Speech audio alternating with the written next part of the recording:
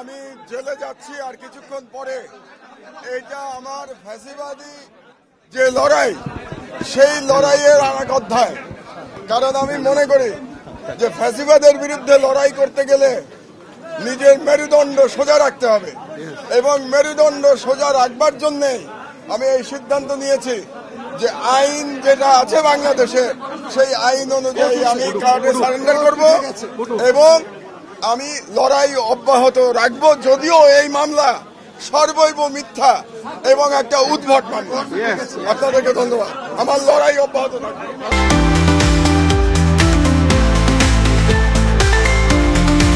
অতীত স্বৈরাচার সরকারের প্রধানমন্ত্রী আমেরিকার একটা মিথ্যা ঘটনা সাজিয়ে বাংলাদেশে মামলা করেছিল, এবং সেই মামলায় একজন বিচারক ওনার অনুপস্থিতিতে ওনাকে 5 বছরের জেল দিয়েছিল।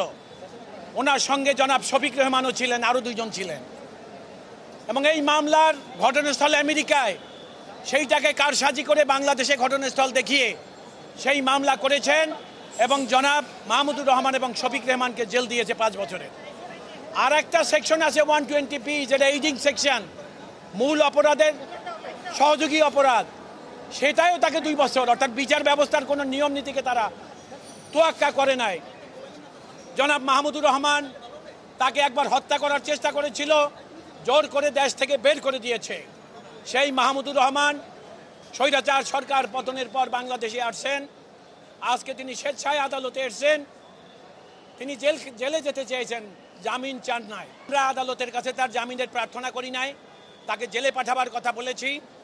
আর যেহেতু তিনি মন্ত্রী ছিলেন, তাকে যেন প্রথম শ্রেণীর মর্যাদা দেওয়া হয়। জনাব মাহমুদুর রহমান জেলে গেছেন, উনি আপিল করবেন, তারপর জেল থেকে বেরিয়ে আসবেন। সেটাই আমাদের প্রত্যাশা দ্রুততম সময়ের মধ্যে।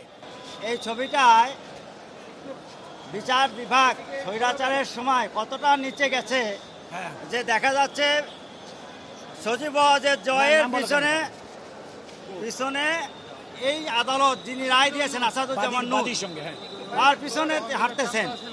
যদি ভিকটিমের পিছনে, বিচার প্রার্থীর পিছনে আদালত হাঁটে, পৃথিবীতে এরকম ঘটনা আর একটা নাই। আমরা আশা করব মাননীয় প্রধান বিচারপতি এটা দেখবেন এবং আমাদের বিএনপি ওই বিগত বছরে যে পরিমাণ অন্যায় বিচার হয়েছে, এই বিচারকরা যদি এইভাবেই বিচার রায় দিয়েছেন এবং যারা এই সমস্ত অপকর্মের সাথে জড়িত, তাদের বিরুদ্ধে ব্যবস্থা নেবেন।